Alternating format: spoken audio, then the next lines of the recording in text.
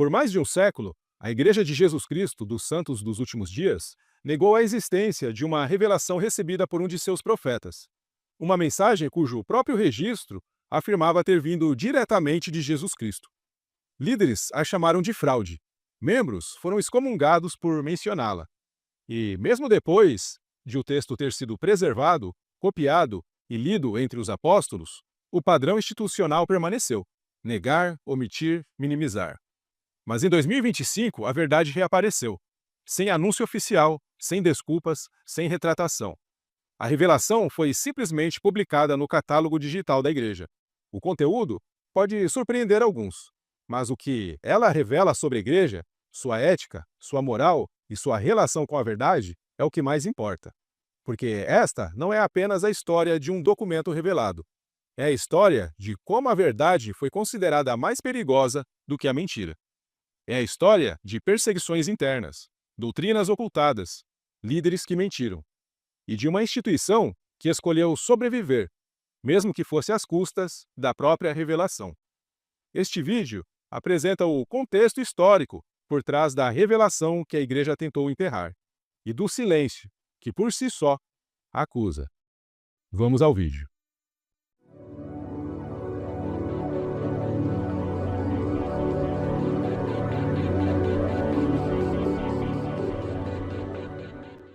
Por volta de 1843, Joseph Smith introduziu em segredo a prática do casamento plural.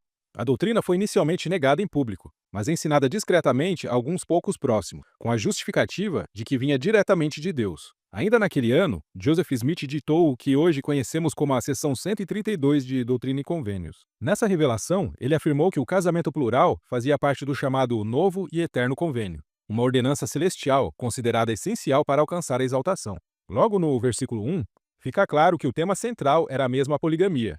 Deus teria dito a Joseph: em verdade, assim diz o Senhor a ti, meu servo Joseph, já que te dirigiste a mim para saber e compreender como eu, o Senhor, justifiquei meus servos Abraão, Isaque e Jacó, assim como Moisés, Davi e Salomão, meus servos, no que diz respeito ao princípio e doutrina de terem muitas esposas e concubinas. Ao longo dessa sessão, a mensagem se repete de forma direta. O casamento plural não era apenas permitido, era ordenado. O versículo 4 diz: pois eis que eu te revelo um novo e eterno convênio, e se não cumprires esse convênio, então serás condenado, porque ninguém pode rejeitar esse convênio e ter permissão de entrar em minha glória. O versículo 19 afirma: e também, em verdade vos digo, se um homem se casar com uma mulher pela minha palavra, que é a minha lei, e pelo novo e eterno convênio, e for selado pelo Santo Espírito da promessa, por aquele que foi ungido, a quem conferir esse poder e as chaves desse sacerdócio, e for dito a eles: surgireis na primeira ressurreição, e, se for depois da primeira ressurreição, na próxima ressurreição, e herdareis tronos, reinos, principados e poderes, domínios, todas as alturas e profundidades. Já o versículo 20 promete: e então serão deuses, pois não terão fim. Portanto, serão de eternidade em eternidade, porque continuarão, então serão colocados sobre tudo, porque todas as coisas lhes serão sujeitas. Então serão deuses, porque terão todo o poder e os anjos lhes serão sujeitos. E o versículo 21 deixa um aviso claro: em verdade vos digo, a não ser que guardeis minha lei, não obtereis esta glória. Ou seja, para os primeiros líderes da igreja, a poligamia não era uma opção, era uma ordem divina.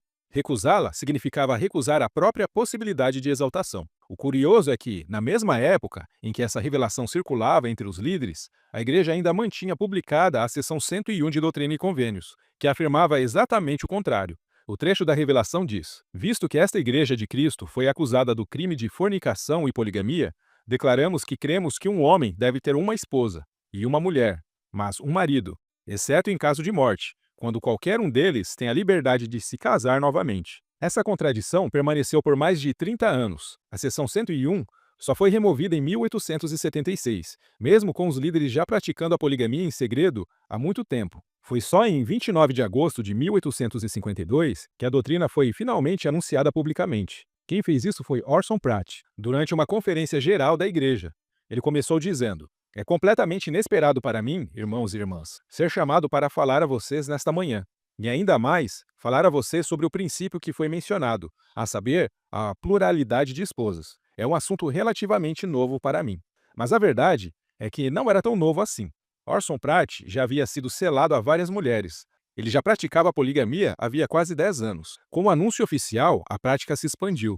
Líderes passaram a se casar com dezenas de mulheres, e o casamento plural passou a ser ensinado como parte do plano divino, um princípio sagrado necessário à glória eterna. Brigham Young foi direto ao afirmar: os únicos homens que se tornam deuses, até mesmo filhos de Deus, são aqueles que se entregam à poligamia. Outros alcançam a glória e podem até mesmo ser autorizados a entrar na presença do Pai e do Filho, mas não podem reinar como reis em glória, porque lhes foram oferecidas bênçãos e eles se recusaram a aceitá-las. A monogamia, nesse contexto, passou a ser vista como uma forma inferior de casamento. O modelo exaltado era o casamento plural, chamado de casamento celestial. William Clayton, secretário pessoal de Joseph Smith, escreveu: com ele, Joseph, aprendi que a doutrina do casamento plural e celestial é a doutrina mais sagrada e importante já revelada ao homem na Terra. E sem obediência a esse princípio, ninguém jamais poderá alcançar a plenitude da exaltação na glória celestial. A crença de que a poligamia sempre foi parte das dispensações do Evangelho começou a ser ecoada em discursos oficiais da liderança. Joseph F. Smith, por exemplo, chegou a afirmar que Jesus foi noivo no casamento em Caná e que suas esposas eram Maria e Marta, sugerindo que até o Salvador teria entrado no novo e eterno convênio para ser exaltado. Um relato desse discurso afirma: Joseph F. Smith falou por 1 hora e 25 minutos. Ele falou sobre o casamento em Caná, da Galileia. Ele acreditava que Jesus era o noivo e Maria e Marta as noivas. Então ele citou diversas passagens bíblicas para apoiar essa ideia, sugerindo que o Salvador também havia entrado no convênio e concluiu dizendo: Joseph F. Smith falou sobre essas passagens para mostrar que Maria e Marta demonstravam um relacionamento muito mais próximo do que apenas a de um crente comum, o que parece ter sugerido ou implicado. Brigham Young, ao ensinar sua polêmica doutrina de Adão-Deus, afirmou que Adão era um ser já exaltado, como esposas celestiais. Ele disse: quando o nosso pai Adão entrou no jardim do Éden, ele entrou com um corpo celeste e trouxe consigo Eva, uma de suas esposas. Ele ajudou a criar e organizar este mundo. Ele é Miguel, o arcanjo. A doutrina não se limitava à oralidade dos discursos. Até o livro de Mórmon passou por ajustes interpretativos para alinhar-se à nova doutrina.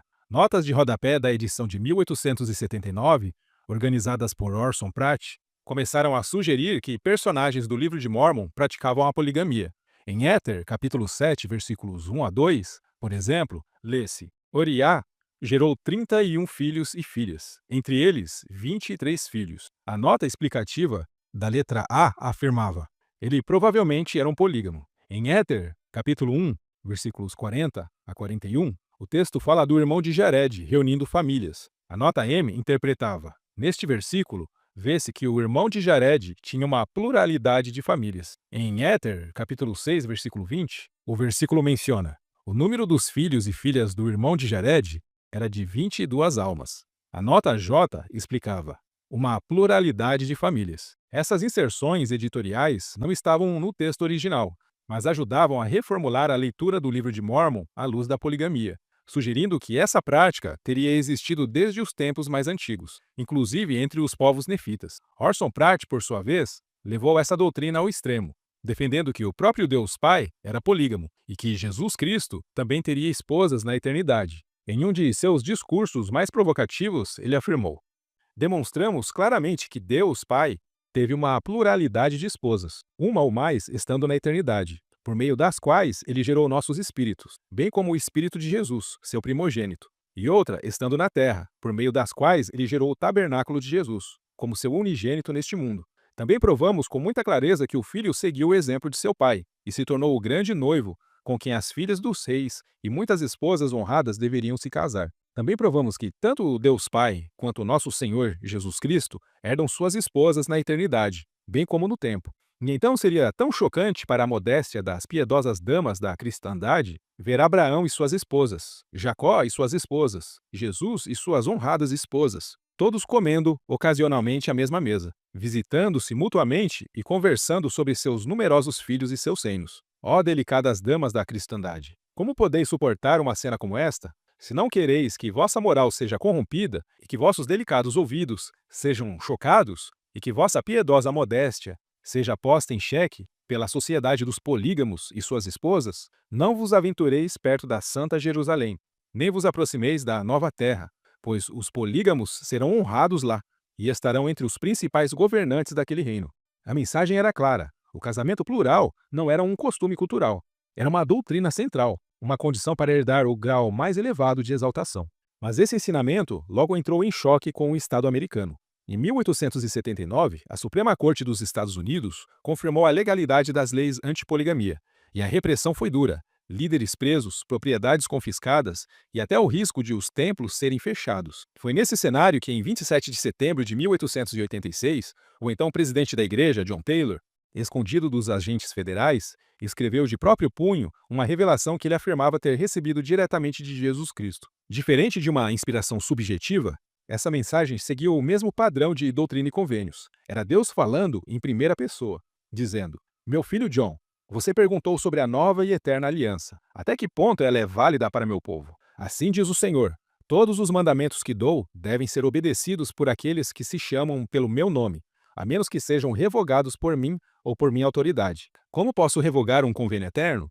Pois eu, o Senhor, sou eterno. Meus convênios eternos não podem ser revogados nem abolidos, mas permanecem para sempre. E não dei minha palavra com grande clareza sobre esse assunto? No entanto, não foram muitos do meu povo negligentes na observância da minha lei e na guarda dos meus mandamentos? E ainda assim os suportei por muitos anos, e isso por causa da fraqueza deles devido aos tempos difíceis? E além disso, é mais agradável para mim que os homens usem seu livre-arbítrio em relação a essas questões. No entanto, eu, Senhor, não mudo. E minha palavra, meus convênios e minha lei não mudam. E como eu disse anteriormente por meio do meu servo Joseph, todos aqueles que desejam entrar na minha glória devem e obedecerão à minha lei. E não ordenei aos homens que, se fossem descendentes de Abraão e desejassem entrar na minha glória, fizessem as obras de Abraão? Não revoguei esta lei, nem o farei, pois ela é eterna, e aqueles que desejam entrar na minha glória devem obedecer às suas condições. Amém.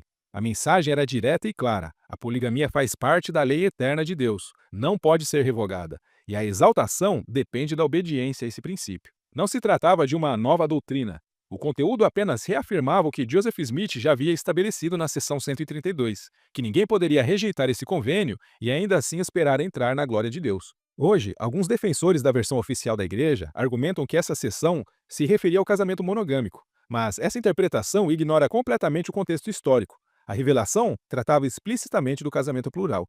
Por isso, o documento registrado por John Taylor em 1886 não apresentava uma nova doutrina. Era uma reafirmação direta atribuída a Cristo, confirmando algo já revelado anteriormente e que os líderes da época ensinavam abertamente nos púlpitos, que a poligamia era uma ordenança essencial à obtenção da mais alta glória. O princípio já era amplamente conhecido, aceito e considerado obrigatório dentro da estrutura doutrinária da época. Tornar pública aquela revelação, naquele momento, seria apenas inflamar uma crise que a Igreja já tentava conter, pressionada por sanções governamentais crescentes. Mesmo assim, a resposta atribuída a Jesus, em 1886, foi clara e intransigente. O Senhor não muda, sua palavra, seus convênios e sua lei não mudam.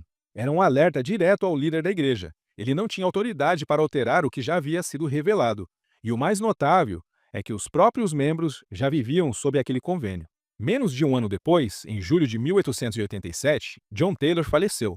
A chamada Revelação de 1886 foi encontrada por seu filho, o apóstolo John W. Taylor, entre os documentos deixados no escritório do pai. Ele optou por mantê-la em sigilo, não por duvidar de sua autenticidade, mas porque a igreja já vivia plenamente a doutrina revelada. Divulgá-la abertamente só serviria para acirrar a perseguição federal e colocar ainda mais pressão sobre a instituição. 3 anos mais tarde, em 1890, o novo presidente da igreja, Wilford Woodruff, publicou o famoso manifesto, declarando oficialmente o fim da prática pública da poligamia. Mas, ao contrário da mensagem de 1886, na qual Cristo fala em primeira pessoa reafirmando que a lei não poderia ser revogada, o manifesto de Woodruff não surgiu como revelação formal. Foi, nas próprias palavras do presidente, uma ação motivada pela necessidade de preservar a igreja sob o risco de destruição legal. Em seu diário ele escreveu: Cheguei a um ponto na história da minha vida, como presidente da Igreja de Jesus Cristo dos Santos dos Últimos Dias, em que estou sob a necessidade de agir para a salvação temporal da Igreja. O governo dos Estados Unidos tomou uma posição e aprovou leis para destruir os santos dos últimos dias, no assunto da poligamia ou ordem patriarcal do casamento. E depois de orar ao Senhor e sentir-me inspirado por seu Espírito, publiquei a seguinte proclamação: Declaração Oficial 1, que é sustentada por meus conselheiros e os 12 apóstolos. Ou seja, não se tratava de um assim diz o Senhor. Era uma decisão estratégica, produto de inspiração pessoal e pressão governamental. O manifesto começa com uma declaração cautelosa, quase diplomática, dizendo: a quem possa interessar, foram enviados despachos de imprensa para fins políticos de Salt Lake City, que foram amplamente publicados, no sentido de que a Comissão de Utah alega que os casamentos plurais ainda estão sendo celebrados e que 40 ou mais desses casamentos foram contraídos em Utah desde junho passado. Eu, portanto, como presidente da Igreja de Jesus Cristo dos Santos dos Últimos Dias, declaro da maneira mais solene que essas acusações são falsas. Não estamos ensinando a poligamia, nem o casamento plural, nem permitindo que qualquer pessoa pratique essa prática. O Druff ainda reforça: na medida em que o Congresso promulgou leis proibindo casamentos plurais, leis essas que foram declaradas constitucionais pelo Tribunal de Última Instância, declaro aqui minha intenção de me submeter a essas leis e usar minha influência como os membros da Igreja para que façam o mesmo. E encerra com um apelo direto: agora declaro publicamente que meu conselho aos santos dos últimos dias é que se abstenham de contrair qualquer casamento proibido pela lei do país. Wilford Woodruff. Lourenço Snow, presidente do Quórum dos 12 Apóstolos na época, deu apoio imediato, afirmando: reconhecendo Wilford Woodruff como o presidente da Igreja, o consideramos autorizado a emitir o manifesto que foi lido e o aceitamos como autoritativo e vinculativo. Mas havia um problema evidente. Apenas 4 anos antes, Deus teria afirmado, em revelação a John Taylor: meus convênios eternos não podem ser revogados. Agora, Woodruff declarava que Deus o havia inspirado a anular exatamente um desses convênios. A contradição era inevitável, e foi nesse contexto que John W. Taylor, apóstolo e filho de John Taylor, decidiu intervir. 5 dias após a publicação do manifesto, ele procurou a primeira presidência para apresentar um alerta. Seu pai havia registrado uma revelação, afirmando que o casamento plural era uma lei eterna, irrevogável e indispensável à exaltação. Ele relatou também ter lido, entre os documentos do pai, as palavras diretas do Senhor sobre o tema, e lembrou que o próprio Wilford Woodruff já havia compartilhado anteriormente com a liderança uma revelação em que o Senhor prometia sustentar os santos que vivessem aquela lei. Esse episódio foi registrado no diário de Heber J. Grant, em 30 de setembro de 1890, que dizia: John W. Taylor disse que, ao ler o manifesto, sentiu-se maldito. Ele disse que se lembrava da revelação que o presidente Woodruff recebeu do Senhor, lida para nós há algum tempo, na qual ele nos dizia que ele nos sustentaria na execução da lei do casamento plural. Ele também se lembrava de ter encontrado entre os papéis de seu pai as palavras do Senhor para ele, nas quais o Senhor dizia que o casamento plural era uma de suas leis eternas, e que ele a havia estabelecido, que o homem não o havia feito e que ele sustentaria e apoiaria seus santos na execução dela. Ele disse que isso foi dado a seu pai em resposta a uma oração na qual ele havia perguntado ao Senhor se não seria correto, dadas as circunstâncias, descontinuar o casamento plural. Apesar do alerta, a liderança seguiu com o manifesto. Ignoraram tanto o conteúdo apresentado por John W. Taylor, quanto o que já havia sido previamente declarado como doutrina eterna. O mais grave, a prática não cessou, continuou, agora sob sigilo. Internamente, o ensino permanecia. A obediência à lei do casamento plural era uma exigência divina. Entre 1890 e 1904, centenas de casamentos polígamos foram realizados, muitos deles com conhecimento e autorização da alta liderança, especialmente nas colônias Mormons, no México e no Canadá. O historiador Carmon Hard, em artigo na Dialogue, a Journal of Mormon Thought, confirma: tornou-se óbvio, a partir da minha pesquisa, que casamentos plurais continuaram a ser realizados no México após o Manifesto de 1890. Registros deixados por Anthony W. Evans, presidente de estaca nas colônias e posteriormente apóstolo e membro da primeira presidência, mostram que ele realizou muitos desses casamentos pós-manifesto, com a aprovação silenciosa e as instruções de altos líderes da igreja em Salt Lake City. Um dos casos mais emblemáticos envolveu o apóstolo Abraham Nate Cannon, que se casou secretamente com Lillian Hanlin. Durante o julgamento do caso Temple Lot, seu irmão testemunhou dizendo: eu apenas mencionei o fato de que Joseph F. Smith sabia de casamentos plurais que ocorreram desde o manifesto. O Sr. Taylor pergunta: e ele perguntou a você quais casamentos? Então o Sr. Cannon responde: eu disse a ele que eu vi casar Abraham Nate Cannon com Lillian Hanlin. Esse casamento ocorreu em águas internacionais, próximo à Ilha Catalina, para evitar implicações legais. Enquanto isso, a igreja sustentava uma política ambígua. Em público, não há mais casamentos plurais. Nos bastidores, continuem, Deus ainda exige. Isso evidencia que a própria liderança não confiava na autenticidade divina do manifesto, que proclamavam em público. Afinal, continuavam a praticar a poligamia em segredo, mesmo tendo conhecimento da revelação de 1886, conforme alertado por John W. Taylor, a Heber J. Grant e outros líderes. Se realmente acreditassem que o manifesto era a instrução do Senhor, por que o violariam deliberadamente? A regra de fé que afirmava "cremos em ser honestos" começa a soar como um mero formalismo doutrinário. Mas o governo percebeu a duplicidade. Líderes foram convocados a depor. Alguns negaram, outros, pressionados, confessaram. Wilford Woodruff, por exemplo, negou ter ouvido Joseph Smith ensinar que a poligamia era essencial para a exaltação. O registro mostra. Perguntei se Joseph Smith já lhe ensinou em Nauvoo ou em qualquer outro lugar durante sua vida que, para um homem ser exaltado na vida futura, ele precisa ter mais de uma esposa? Então Woodruff responde: não sei se já ouvi usar essa expressão ou usar essa forma de expressão. Um apóstolo de Cristo negando publicamente um princípio que, por décadas, foi ensinado como essencial para alcançar a glória. Ao contrário dos apóstolos do Novo Testamento, que enfrentaram prisão e morte para manter sua fé, a liderança mórmon do século XIX cedeu, priorizando a integridade institucional, ainda que isso implicasse distorcer ou suprimir doutrinas reveladas anteriormente. O contraste com Romanos capítulo 1, versículo 16 é marcante, quando diz: porque não me envergonho do evangelho de Cristo. Mas, sob intensa pressão, Woodruff optou por silenciar algo que antes defendera como sagrado, ainda que isso implicasse negar publicamente a doutrina que ele mesmo sustentara. Outro exemplo veio de Bathsheba W. Smith, esposa do apóstolo George Albert Smith. Perguntaram a ela: Joseph Smith lhe ensinou que um homem deve ter mais de uma esposa? Ela responde: para ser exaltada? Sim, senhora. Não, senhor. Nunca ouvi falar disso. Apesar desses testemunhos de negação, a Igreja, em 1892, fez uma declaração oficial ao governo, mas, em vez de reconhecer a continuidade dos casamentos secretos, preferiu afirmar: antigamente, ensinávamos ao nosso povo que a poligamia ou casamento celestial, conforme ordenado por Deus, por meio de Joseph Smith, era correto, que era uma necessidade para a mais alta exaltação do homem na vida futura. Na prática, porém, a doutrina seguia válida. A seção 132 nunca foi revogada. Isso gerava inquietação e medo entre os membros, que se perguntavam: se eu não praticar a poligamia, vou perder a minha exaltação?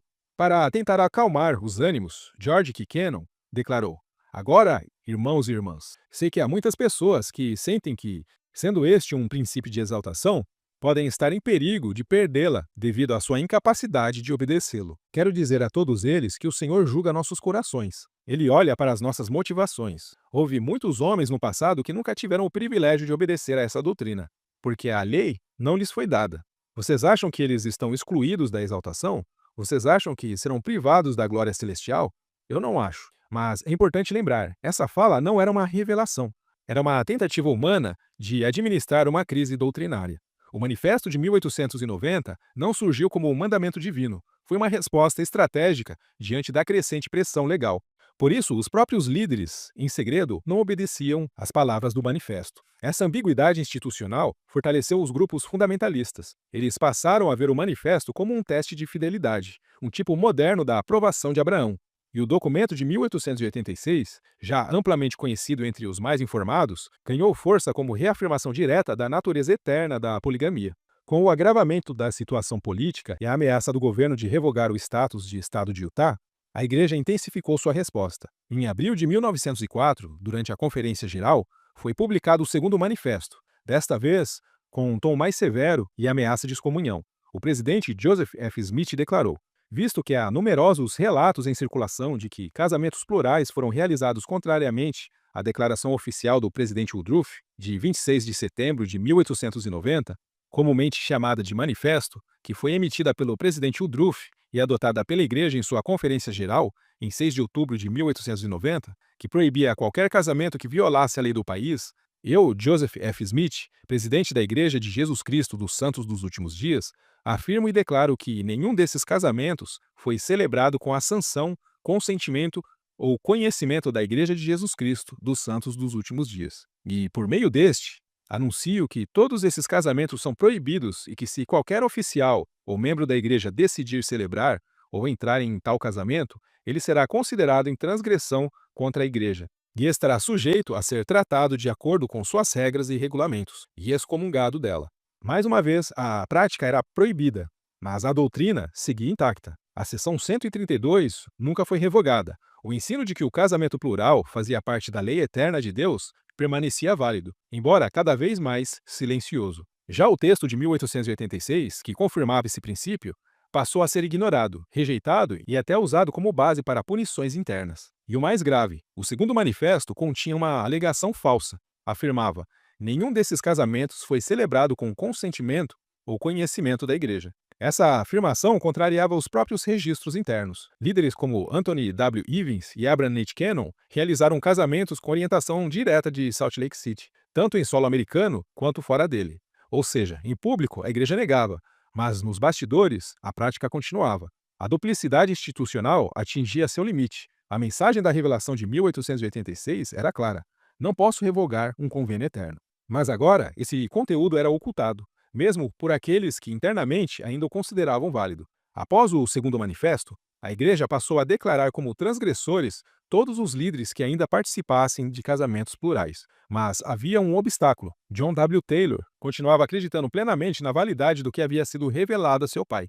Ele não se comportava como dissidente. Para ele, continuar celebrando esses casamentos era obedecer a uma revelação de Cristo, que nunca havia sido anulada. Para Taylor, esse não era um detalhe histórico, era uma verdade eterna. Em 1909, o então historiador da igreja, Joseph Fielding Smith, datilografou uma cópia do documento de 1886. Isso demonstra que o texto já era de conhecimento interno, e sua existência não era objeto de dúvida entre os líderes. Ainda assim, a liderança preferiu abafar o conteúdo e punir aqueles que insistissem em sustentá-lo. E foi o que ocorreu. Em 1911, John W. Taylor foi levado a julgamento e acabou excomungado. O motivo oficial?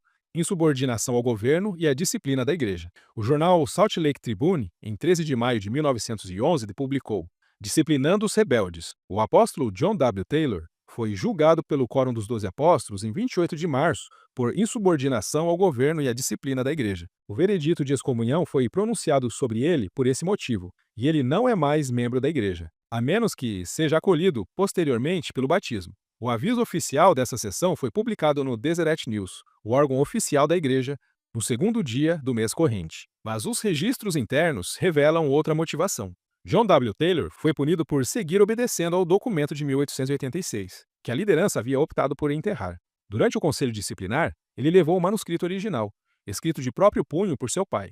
O texto foi lido em voz alta por Charles Penrose, diante de várias autoridades centrais da igreja.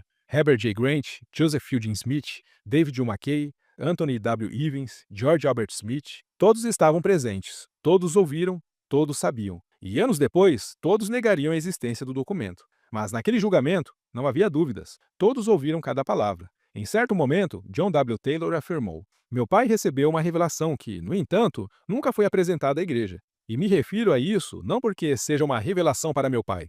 Não acho que uma revelação por ter vindo por meio dele seja maior do que uma recebida por meio de qualquer outro presidente da igreja, mas porque parece pertencer a essa questão. Ou seja, ele não usava o texto como ferramenta pessoal de poder, mas como prova de que a igreja havia optado por silenciar uma revelação que contrariava a sua nova postura pública. A decisão foi tomada: excomungar um antigo apóstolo, não por heresia, mas por lealdade a uma revelação que todos conheciam.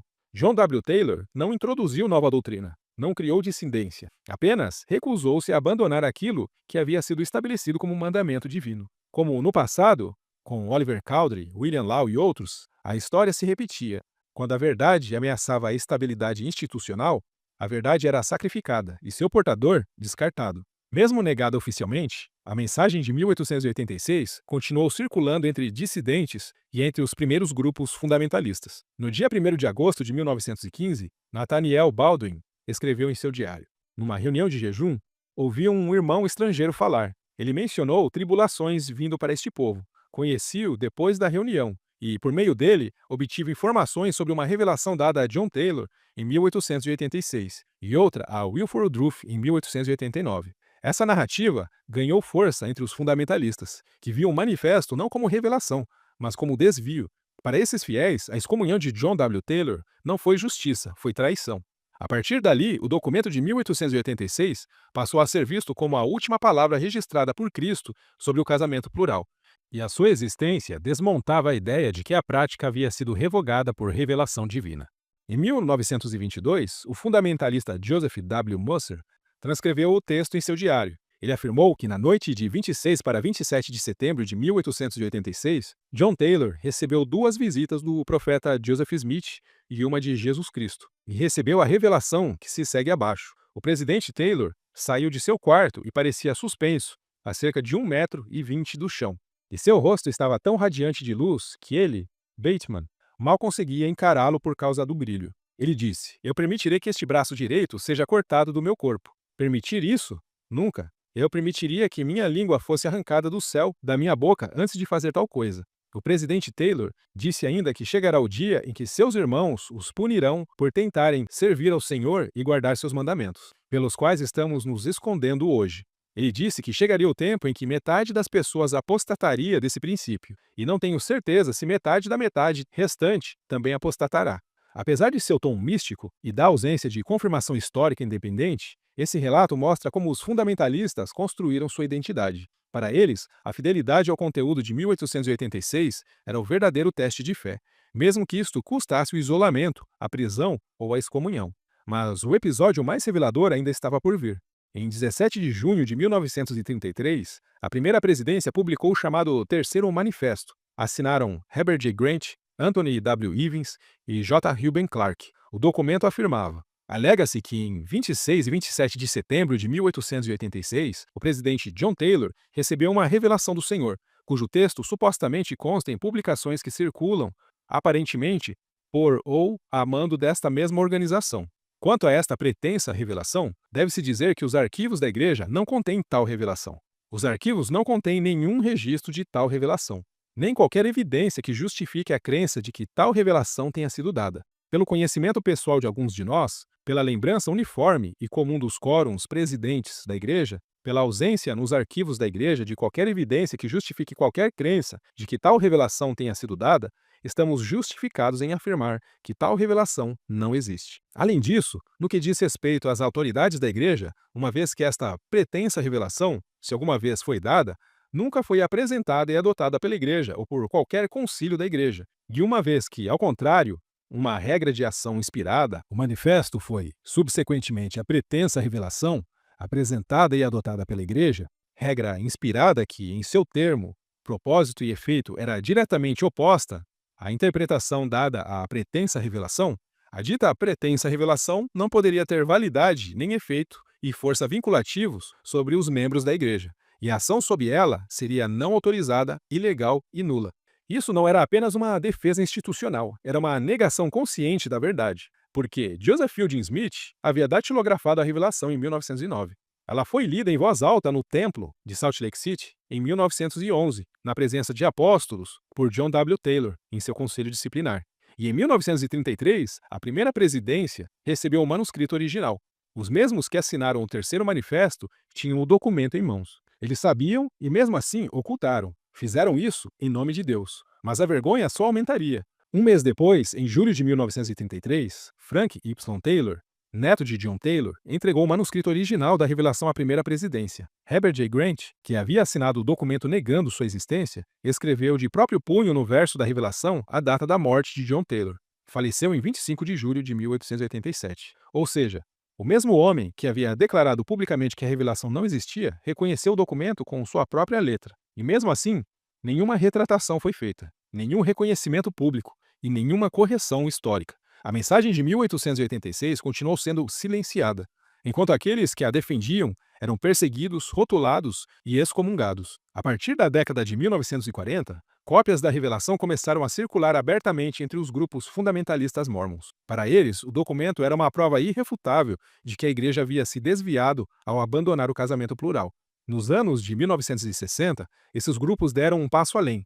Começaram a distribuir facsímiles fotográficos da revelação, cópias do manuscrito original, escrito à mão por John Taylor. Mesmo fora da estrutura institucional da igreja, a revelação de 1886 sobreviveu e passou a simbolizar algo maior, a fidelidade à lei eterna, que fora abandonada pela liderança oficial.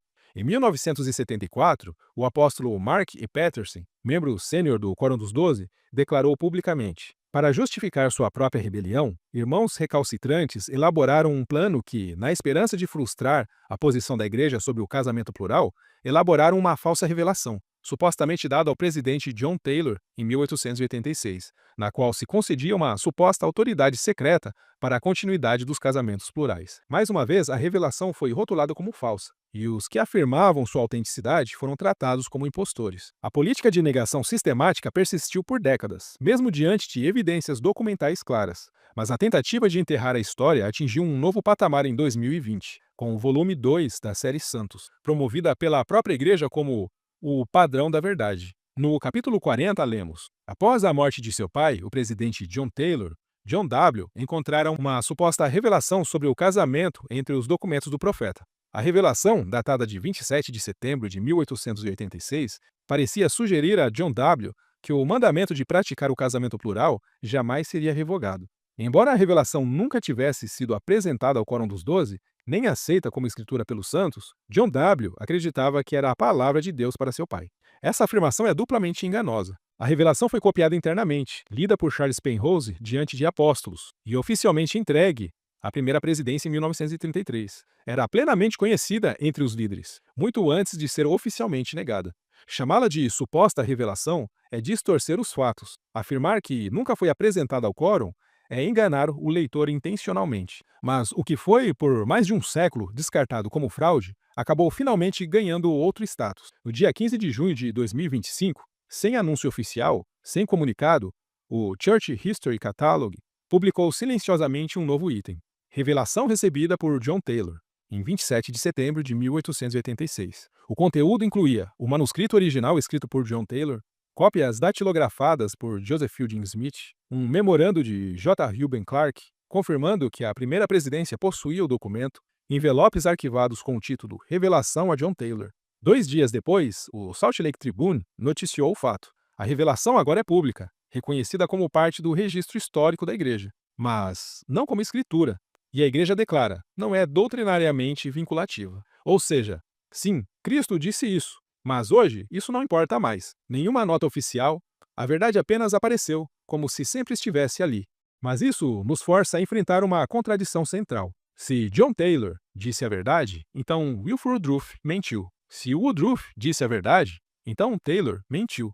Ambos não poderiam estar corretos, pois ambos afirmaram falar em nome do mesmo Deus sobre o mesmo princípio, e suas mensagens foram completamente opostas. Se ambos estiverem certos, então Deus se contradiz, e isso anula sua onisciência, sua imutabilidade e sua confiabilidade. Um Deus que ordena algo como eterno e pouco depois o revoga, não é um Deus que mantém palavra, mas um Deus incoerente. E se um deles atribuiu falsamente palavras a Cristo, então o princípio da revelação contínua, base de confiança na liderança profética, é profundamente abalado. Joseph Smith ensinou que todos os homens devem ser salvos pelos mesmos princípios. Se um desses princípios foi rejeitado por um profeta posterior, então não estamos diante de revelação progressiva, mas de doutrina contraditória.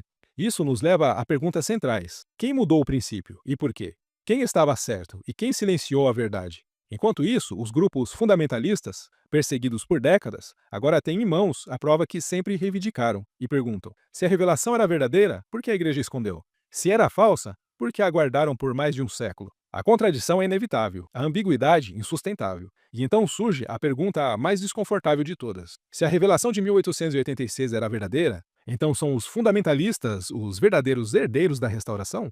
Mas uma pergunta ainda mais profunda permanece: se a poligamia já não é exigida para exaltação, por que a igreja continua mantendo a seção 132 de Doutrina e Convênios como escritura sagrada? Porque essa seção, que afirma a obrigatoriedade do casamento plural como uma lei eterna, jamais foi revogada. Se em 1835 a seção 101 declarava que um homem devia ter apenas uma esposa, e essa instrução vigorou por décadas, por que foi removida? E por que a seção 132, com ensinamentos opostos, continua em vigor até hoje? Mesmo após 2 manifestos, décadas de perseguição, excomunhões e o abandono oficial da poligamia. Estaria a igreja ocultando, mais uma vez, a verdade de seus próprios membros? Como confiar plenamente em uma organização que exige que seus fiéis sejam honestos ao tratar com seus semelhantes, mas se recusa a aplicar esse mesmo padrão a si mesma? Talvez o motivo da hesitação esteja no dilema doutrinário.